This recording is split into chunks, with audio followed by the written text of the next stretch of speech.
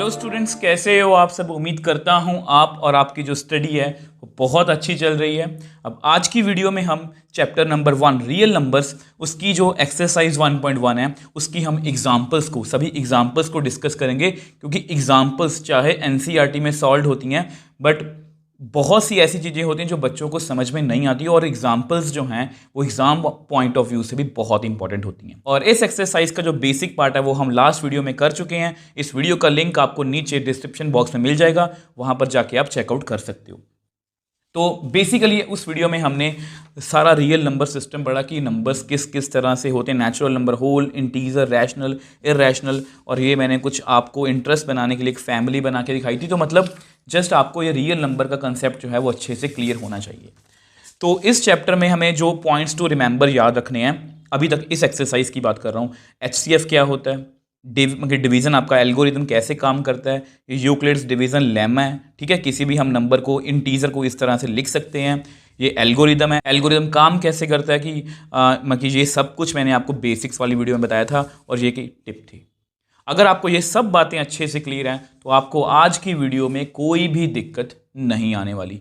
और यहाँ पर मैं आपको एक और बात बताना चाहता हूँ कि इन सभी जितने भी हम आज के बाद एक्सरसाइजेस करेंगे, क्वेश्चंस करेंगे, एग्जांपल्स करेंगे, उन सब का आपको ना हर एक वीडियो की डिस्क्रिप्शन में एक टाइम स्टैम्प मिल जाएगी।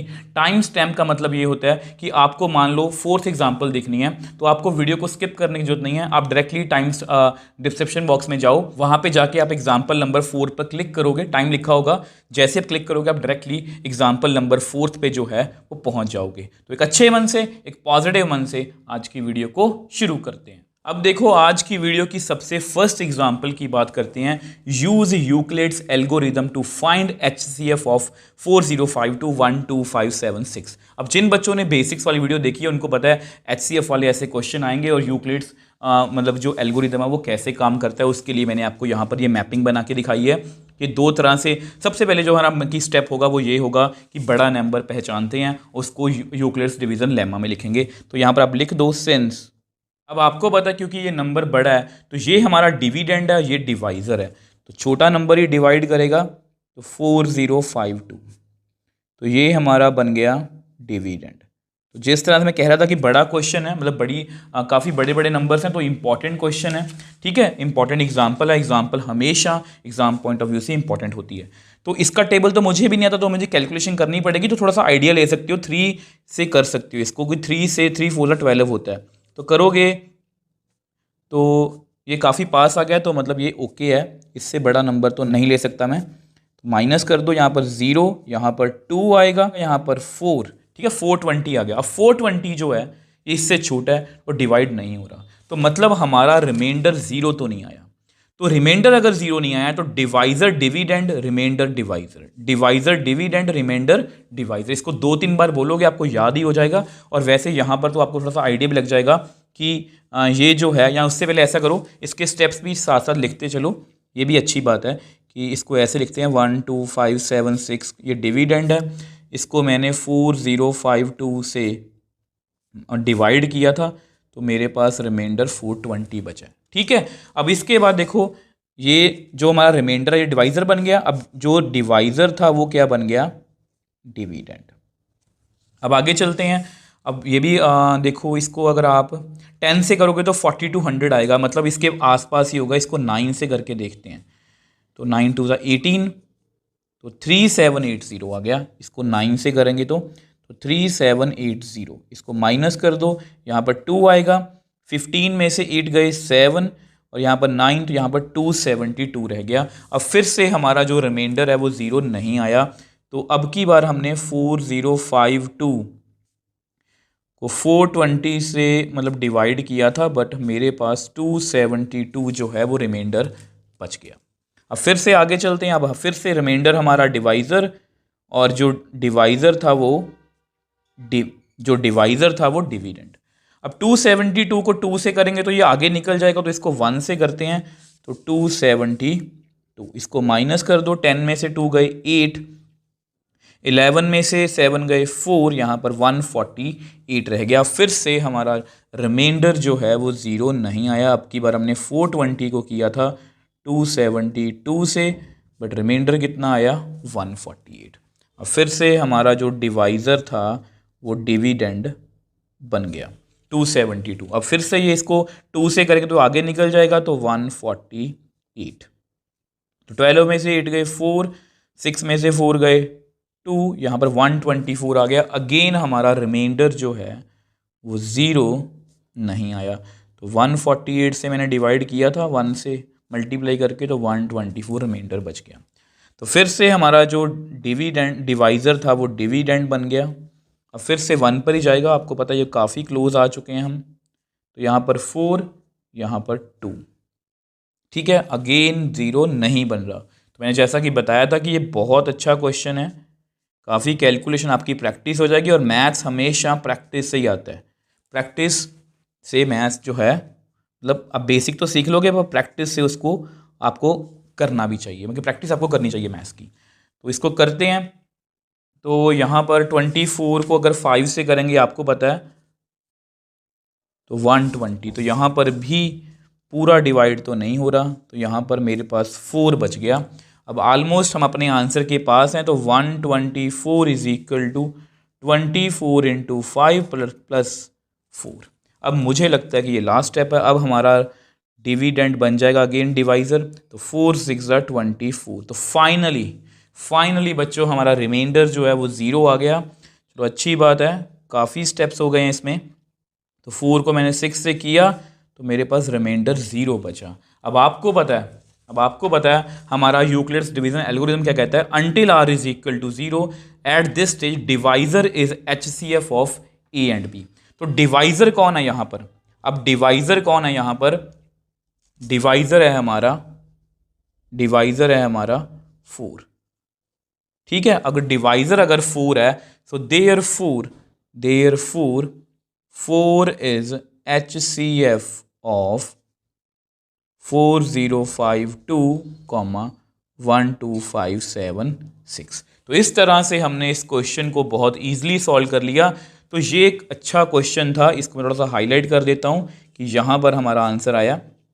तो देखो इतनी फॉर्मेलिटी आपको पेपर में करने की जरूरत नहीं है, बट हाँ मुझे आपको समझाना है, तो इसलिए मैं आपको अब पूरा एग्जैक्टली समझा रहा हूँ कि किस किस तरह से हमारा जो वो स्टेप्स हैं वो काम करते हैं। और ये HCF क्यों है ये मैंने आपको बेसिक्स वाली वीडियो में बताया था कि ये एक्चुअल में इसको हम HCF कैसे बोल सकते हैं। आप ब्रिक्स वाला क्वेश्चन की एग्जाम्पल ले, मतलब आप बेसिक में जाओगे ना तो लास्ट मैंने आपको एक्सप्लेन किया कि ये एक्चुअल में HCF कैसे बनता है। आई होप ये क्वेश्चन आपको अच्छे से समझ में आया। अब देखो नेक्स्ट एग्जांपल सेकंड की बात करते हैं। Show that every positive integer is of the form 2q, ठीक है। अब यहां पर इवन है। और every positive odd integer is of the form 2q plus 1 where q is some integer.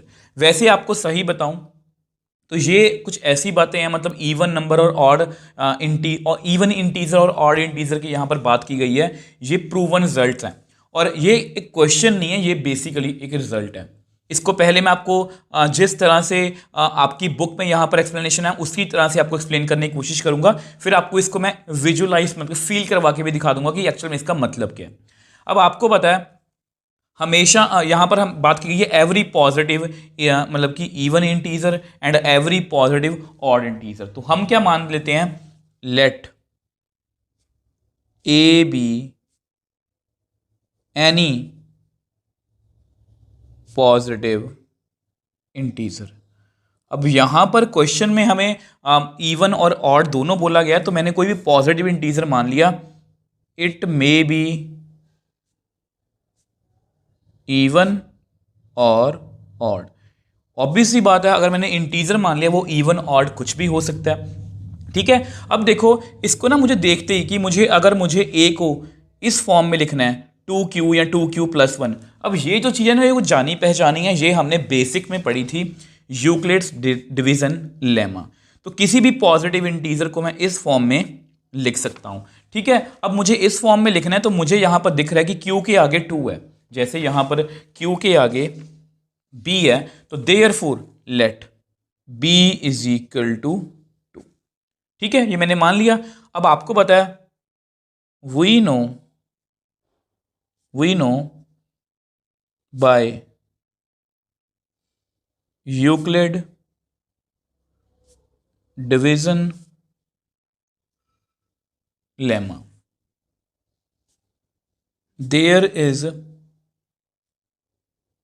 Positive integer q and r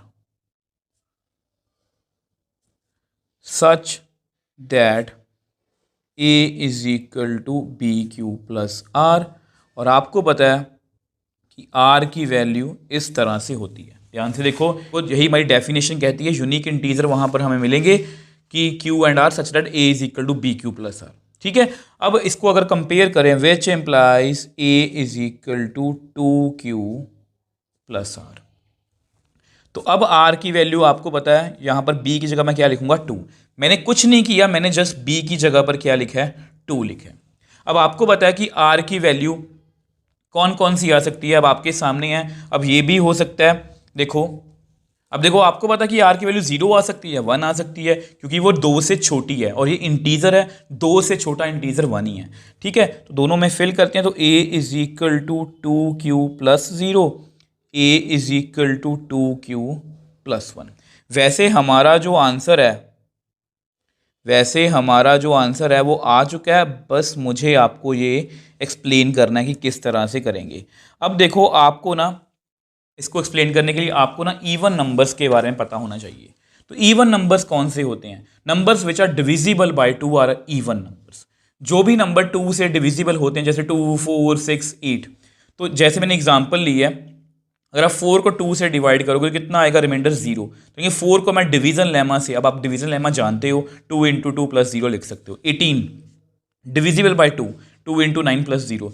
यानी कि जब भी मैं किसी इवन नंबर को 2 से डिवाइड करूंगा तो इसको मैं इस शेप में लिख सकता हूं, 2 इंटू क्यू प्लस 0। मतलब इवन नंबर हमारा क्या है? हमेशा 2q की फॉर्म में है। तो मतलब यहां पर 2q लिखा गया है, तो इसका मतलब every positive even integer is in the form of 2q, मतलब ये एक इवन इंटीजर है।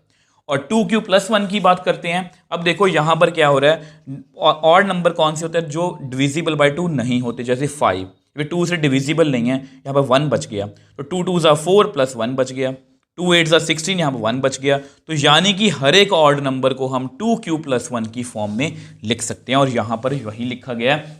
अब जस्ट मैं आपके नोट्स के लिए आपको लिख के दिखा देता हूँ। अब देखो, जो भी मैंने आपको बोला यहाँ पर आपको लिख के दिखाया है कि हर एक इवन नंबर को हम इस फॉर्म में लिख सकते हैं। मैंने आपको करके, मतलब आपको यहाँ पर लिख के भी दिखाई, ये टिप्स एंड ट्रिक्स हैं कि हर एक इवन नंबर को हम इस तरह से लिख सकते हैं। अगर आप कोई और एग्जांपल लेना चाहते हो, जैसे 22 ले लो, तो 2 1 ज़ा 2, 2 1 ज़ा 2, तो डिवाइड हो गया, मतलब 22 को मैं 2 इंटू 11 प्लस 0 की फॉर्म में लिख सकता हूँ। कोई भी नंबर हो उसको हम लिख सकते हैं सेम वे से। तो इसलिए अगर a 2q है तो a एक इवन पॉजिटिव इंटीजर है। यहाँ पर क्वेश्चन में हमें वही बोला गया कि every positive even integer is in the form of 2q, तो मैंने वही लिखा है। जैसा कि मैंने आपको बताया था ना क्वेश्चन की स्टार्टिंग में कि ये एक क्वेश्चन नहीं है, ये एक रिजल्ट है। जब आप हायर क्लासेस में जाके मैथ्स को पढ़ते हो, क्लास 11, 12 या उससे भी हायर, तो जब भी वहाँ पर कोई इवन नंबर हमें सपोज करना है तो हम वो इस तरह से सपोज करते हैं। तो छोटी छोटी बातें जो आपको काम आएंगी। सेम ये ऑड इंटीजर आप कोई भी एग्जांपल लेके दे, जैसे 25, तो 2 1 ज़ा 2, यहाँ पर 5 आ गया, 2 2 ज़ा 4। अब कोई भी दुनिया का नंबर उठा लो, आप 25 को हमेशा इसी फॉर्म में लिखोगे, 2 इंटू 12 प्लस 1, मतलब 2q प्लस 1 की फॉर्म में। ऑड नंबर को हम इस फॉर्म में लिख सकते हैं। तो ए क्या है? हमारा odd positive integer. I hope ये क्वेश्चन आपको अच्छे से समझ में आया। अब देखो नेक्स्ट एग्जांपल 3 की बात करते हैं। Show that any positive odd integer is of the form 4q plus 1 और 4q plus 3 where q is some integer. तो बेसिकली ये सेकंड एग्जांपल के जैसा ही है, और यहां पर भी हमें एक पॉजिटिव ऑड इंटीजर सपोज करना है और वो इस फॉर्म में है। और इसको देख के मुझे अपनी यूक्लिड डिवीजन लेमा की याद आ गई कि ये कुछ ऐसा ही है। तो फिर से अपनी तरफ से सपोज करते हैं, let a be any positive odd integer. ठीक है, ऑड के बारे में आपको लास्ट क्वेश्चन में मैं अच्छे से एक्सप्लेन कर चुका हूं। तो ए जो है वो कोई भी ऑड पॉजिटिव इंटीजर है। अब आप क्या करो, अब देखो इसके बाद हमें b की वैल्यू देखनी होती है। तो b की वैल्यू कौन सी होती है? ये वाली, जो क्वेश्चन में बोला गया कि इसकी फॉर्म में लिखो। तो बी हमारा यहाँ पर क्या होगा 4। मैं जस्ट आपके नोट्स के लिए एक बार आपको लिख के दिखा देता हूँ। अब देखो ये जो भी मैंने लिखा है ये आपके नोट्स के लिए, इसको आपको पेपर में लिखने की जरूरत नहीं है कि जब भी 4Q, मतलब ये आपके नोट्स के लिए कि ऐसा क्वेश्चन अगर बदल के पेपर में आ जाए कि 6Q लिखा हो 6Q+3, तो आप बी को क्या लोगे 6। तो therefore let b is equal to 4। अब आपको पता है by Euclid division lemma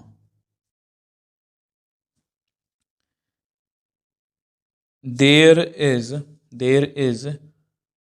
unique positive integer q and r such that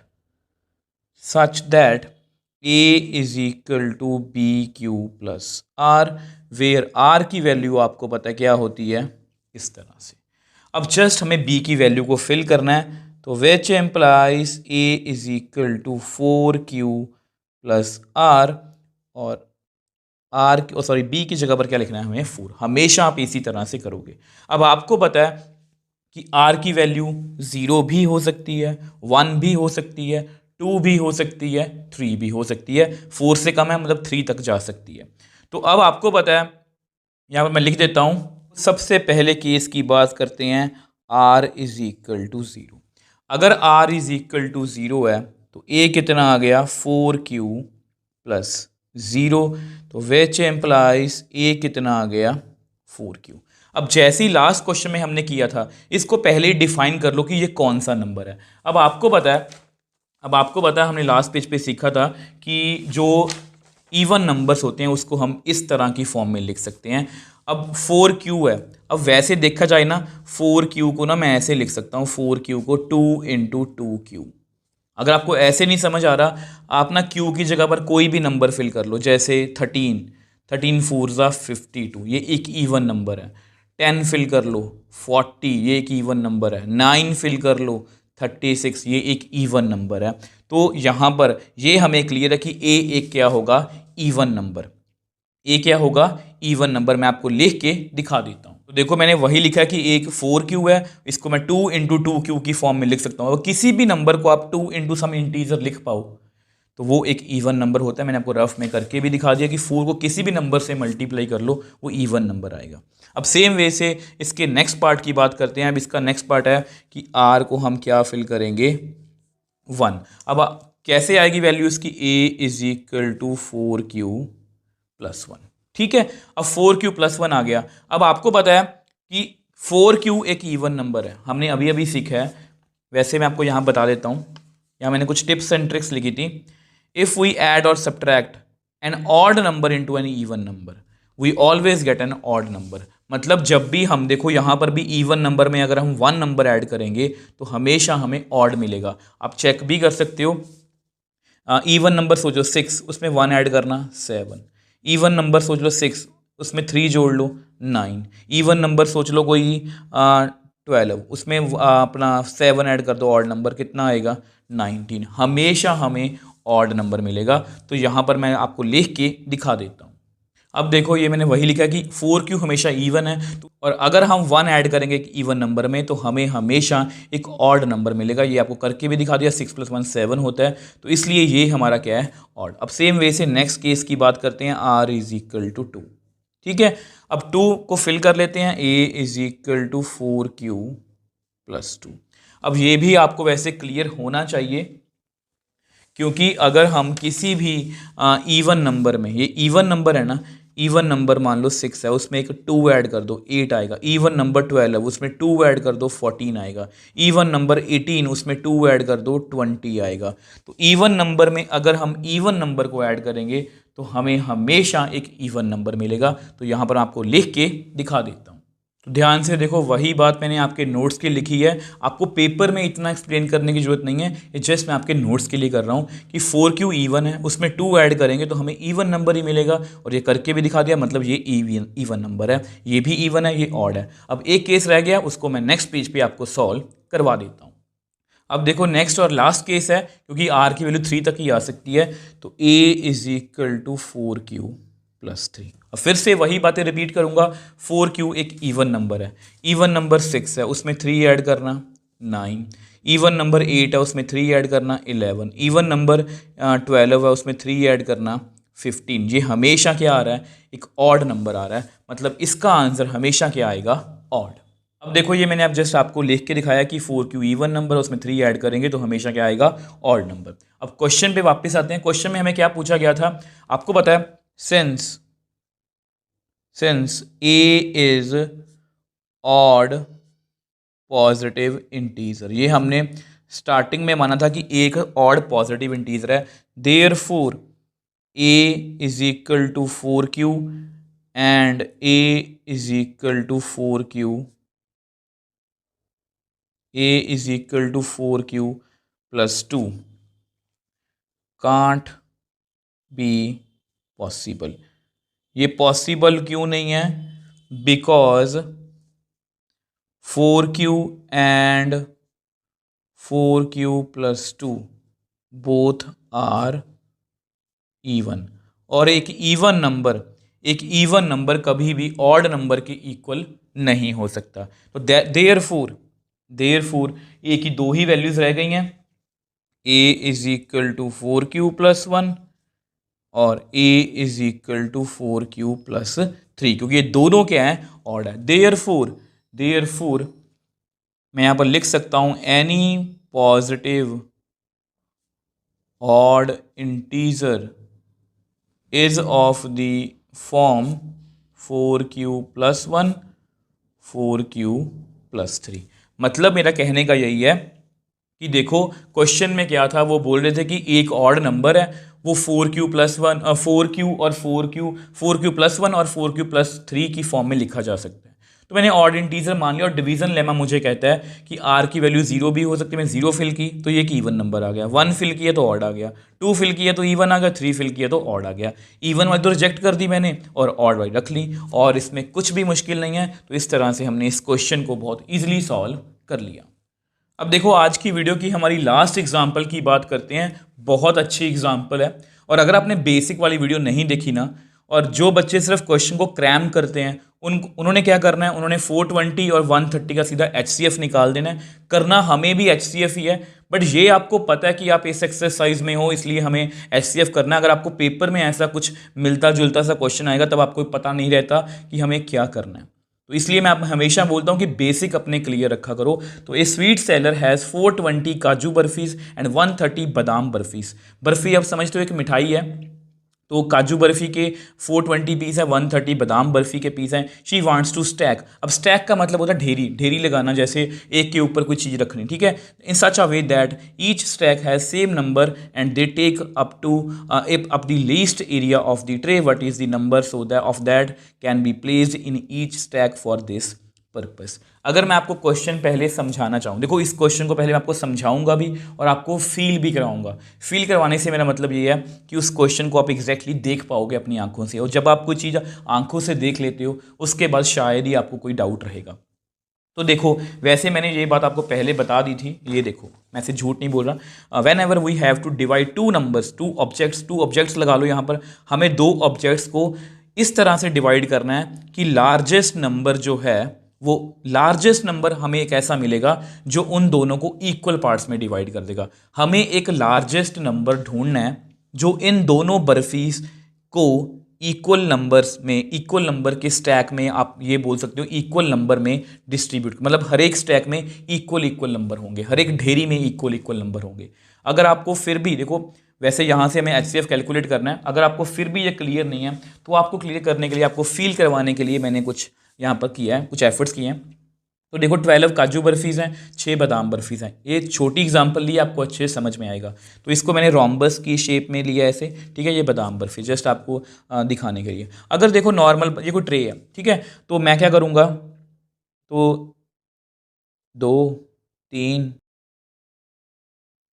तो मैंने क्या किया, 6 बर्फीज, एक बर्फी लगा दी, 1 2 3 4 5 6 7 8 9 10 11 12 काजू बर्फी लगा दी और 6 बादाम बर्फी लगा दी। मैंने ट्रे में एक, मतलब ढेरी में एक बर्फी रखी है, तो मेरी ट्रे में काफ़ी जगह ऑक्यूपाई होगी। बराबर मैंने बांटा है, बट आपको दिख रहा है, ठीक है। अब क्या करते हैं, ऐसा करते हैं, इसको ना 2 2 की ढेरी में, मतलब कि 2 2 की स्टैक लगा, जैसे ये मैंने 2, तो मैंने यहाँ पर 6 बर्फी रखी, उन पर 2 एक एक बर्फी और रख दी, मतलब 12 मेरी काजू बर्फी होगी और 6 बादाम। देखो 2 यहाँ पर काजू बर्फी हैं, 2 4 6 8 10 12, 2 4 6 ये बादाम की बर्फी हैं। अब मेरी ट्रे में जो है वो कम स्पेस लगी है, और हमेशा मेरी स्टैक में हर एक ढेरी में 2 2 मतलब बराबर बराबर बर्फी सी हैं। अब ऐसा करते हैं, 3 3 करते हैं,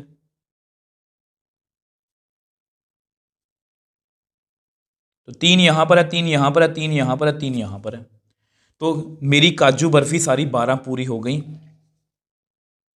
3 यहाँ पर बादाम बर्फी, 3 यहाँ पर बादाम बर्फी, तो 6 ये पूरी होगी, मतलब एक ही जगह पर मेरी, एक ही लाइन में मेरी सारी जो हैं वो बर्फी लग गई। अब और कम जगह रुकी, यहाँ पर कम जगह थी, यहाँ पर थोड़ी सी बढ़ गई, यहाँ पर थोड़ी सी और बढ़ गई। अब देखो, अब देखो, अगर मैं क्या करूँ, ध्यान से मेरी बात सुनना, 6 यहाँ पर लगा दी काजू बर्फी, 6 यहाँ पर, और 6 बादाम की यहाँ पर, तो इससे क्या हुआ, इससे क्या हुआ, मेरी और भी देखो 6 और 6 12 मेरी काजू बर्फी हो गई, और 6 मतलब कि बादाम की बर्फी हो गई, तो मेरी पूरी जगह कवर हो गई। और मुझे लीस्ट, मतलब कि इसने सबसे कम एरिया, मतलब यहाँ पर सबसे ज़्यादा एरिया बचा है, मतलब इसने लीस्ट एरिया लिया है। आप सोच रहे होगे कि सर आपने 5 क्यों नहीं लिया, अगर आप 5 लेते तो काजू की बर्फी को मैं डिवाइड नहीं कर पाता। काजू बर्फी ऐसे होती 5 5 10, तो 2 मेरी बर्फी बच जानी थी, वो बराबर नहीं होगा। तो इस हिसाब से बेसिकली ये हो क्या रहा है, बेसिकली मैंने आपको क्या बताने की कोशिश की है, बेसिकली ये HCF है। याद करो बेसिक वाली वीडियो में मैंने आपको ब्रिक्स वाली कहानी बताई थी कि मुझे ब्रिक्स, एक ब्रिक से दूसरी ब्रिक को कवर करना है, तो यहाँ पर भी मैंने वही करने की कोशिश की है। तो HCF बेसिकली करता क्या है, HCF बेसिकली वो लार्जेस्ट नंबर देता है जो दोनों को इक्वल इक्वल पार्ट्स में डिवाइड करता है। अब यहाँ पर 1 ने भी डिवाइड कर दिया इसको, 2 ने भी डिवाइड कर दिया दोनों को, 3 ने भी दोनों को डिवाइड कर दिया, बट 6 ने भी दोनों को डिवाइड किया, बट 6 सबसे बड़ा नंबर है जो इनको बराबर बराबर हिस्सों में बांट रहा है। मतलब यहाँ पर हमें HCF फाइंड करना है, क्योंकि यहाँ पर 2 कंडीशंस थी कि हमें, देखो यहाँ पर ट्रे में जगह कम रह गई, यहाँ पर थोड़ी सी बढ़ गई, यहाँ थोड़ी सी और बढ़ गई, यहाँ पर और बढ़ गई, तो दोनों कंडीशंस हमारी फुलफिल हो गई हैं। आई होप इस क्वेश्चन को आप विजुलाइज कर पाए हो। विजुलाइज का मतलब आप देख पाए हो, और जब आप क्वेश्चन को फील कर पाते हो तब आप उस क्वेश्चन को अच्छे से, आपके वो मन में बैठ जाता है, और उस जैसा कोई भी क्वेश्चन आएगा आप उसको आसानी से जो है वो सॉल्व कर पाओगे। आई होप ये आपको जो मेरा जो मेरा बताने का तरीका था आपको अच्छा लगा, इससे आप इसको समझ पाए हो। अब ऐसा करते हैं, इसको मैं आपको लिख के दिखा देता हूँ। अब देखो जो भी मैंने आपको यहाँ पर समझाने की कोशिश की है, देखो दोनों कंडीशंस हमें यही कह रही हैं कि हमें, देखो मैंने आपको क्या बताया था कि जब एक लार्जेस्ट नंबर 2 चीज़ों को बराबर हिस्सों में बांट दे, लार्जेस्ट भी या यहाँ पर लार्जेस्ट या मैक्सिमम, अब यहाँ पर वही हो रहा है। वो कह रहे हैं कि हमें बर्फ़ी को अरेंज करना है, बर्फ़ी को अरेंज करना है ताकि हर एक स्टैक में, हर एक ढेरी में बराबर बर्फ़ी हो। अब वो तो हो सकता है कोई बच्चा, एक बच्चा राम है वो बोलेगा सर मैंने ऐसे कर दिया, श्याम है वो कहेगा मैं ऐसे कर दिया, मोहन है वो बोलेगा मैंने ऐसे कर दिया, ठीक है। वो अरे हर एक स्टैक में देखो यहाँ पर भी हर एक ढेरी में 2 2 हैं, यहाँ पर हर एक ढेरी में 3 3 है, यहाँ पर हर एक ढेरी में 1 1 है, मतलब तीनों आंसर सही हैं। बट उन्होंने क्या बोला कि प्लेट में, ट्रे में कम से कम जगह वो लें, ये ज़्यादा जगह ले रहे हैं, ये उससे ज़्यादा जगह, ये उससे कम ले रहे हैं, ये उससे कम ले रहे हैं, ये सबसे कम ले रहे हैं। और अगर सबसे कम जगह लेनी है, अब सोच के भी देखो, आप इमेजिन करके देखो, अगर सबसे कम जगह हमें लेनी है तो मतलब, अगर सबसे कम जगह हमें लेनी है मतलब हमें ज़्यादा से ज़्यादा बर्फीज जो हैं वो एक दूसरे के ऊपर रखनी पड़ेंगी। तो मैंने वही लिखा है कि हमें यहाँ पर मतलब कि वही बर्फीज स्टैक में चाहिए थी, और एरिया मिनिमम चाहिए था, इसलिए जो है हमें मैक्सिमम नंबर ऑफ बर्फीज एक स्टैक में लगानी पड़ेगी, मतलब हमें HCF फाइंड करना है। और आपको पता है, वही आपको पता है, यहाँ पर मैं लिख देता हूँ ऑफ HCF ऑफ 420 एंड 130, ठीक है। अब आपको इनका HCF फाइंड करना आता है, तो सिंस 420 जो है वो 130 से बड़ा है, तो 420 को मैं बीच में रखूंगा और 130 से हम उसको डिवाइड करें, ये डिविडेंड है, ये आपका डिवाइजर है, ठीक है। तो इसको करते हैं, तो इसको अगर आप 2 से करोगे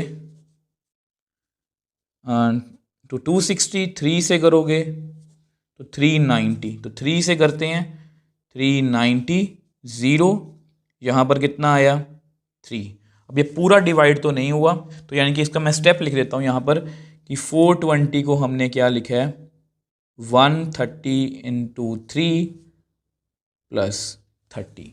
ठीक है, अब उसके बाद आगे चलते हैं। अब आपको पता है अब हमारा जो मतलब कि डिवाइज़र होता है वो क्या बन जाता है डिविडेंड।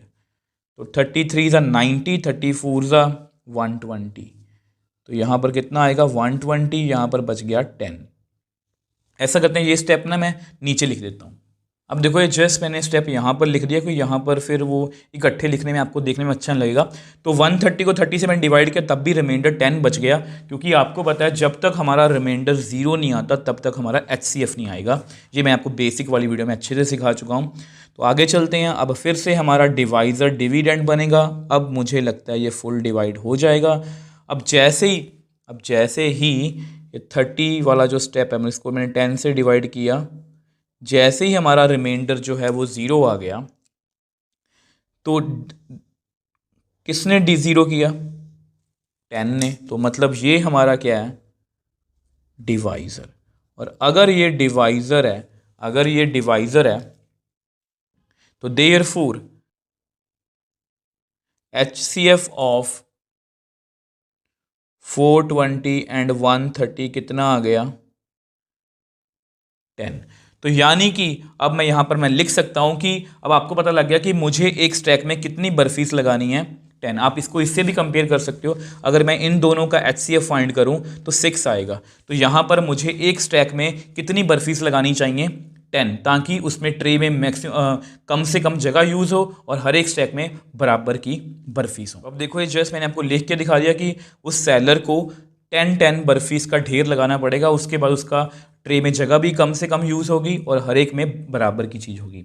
देखो इस क्वेश्चन में कुछ भी नहीं था, जस्ट आपको ये फील करना आना चाहिए, और ये फील मैंने आपको बेसिक वाली वीडियो में दिया था, और इस क्वेश्चन में मैंने आपको समझाने की कोशिश की है कि बेसिकली यहाँ पर वो पूछ क्या रहे हैं। देखो मेन इसमें यही होता है, क्वेश्चन करवाने को अगर आप कहीं पर भी इसका क्वेश्चन देखोगे तो 2 मिनट में मैं करवा दूंगा। HCF इसका फाइंड करना कोई मुश्किल नहीं है, बट अभी आपको पता है कि आप एक्सरसाइज 1.1 कर रहे हो इसलिए आप इसको HCF कर रहे हो, बट आपको उसका कारण पता होना चाहिए कि HCF हम क्यों फाइंड कर रहे हैं। क्योंकि यहाँ पर हमें उन्होंने बोला कि हर एक स्टैक में सेम नंबर ऑफ बर्फीस हों, मतलब बर्फीस को हमें बराबर हिस्सों में बांटना है और वो हिस्सा जो है वो बड़ा होना चाहिए। तो यही मैंने आपको बेसिक्स वाली वीडियो में समझाया था कि वो हिस्सा जो है वो बड़ा होगा और 2 बराबर हिस्सों में, मतलब 2 हिस्सों में बांट रहा है उनको, मतलब बराबर हिस्सों में बांट रहा है उनको, इक्वल पार्ट्स में बांट रहा है, तो मतलब वो HCF है। इसलिए हमने यहाँ पर HCF किया। आई होप आपको ये आज की एग्जाम्पल समझ में आई हैं। अगर आपको फिर भी कोई डाउट है आप मुझे नीचे कमेंट बॉक्स में लिख सकते हो, मुझे इंस्टाग्राम या टेलीग्राम पर मैसेज भेज सकते हो, मैं आपका हमेशा रिप्लाई करने की कोशिश करता हूँ।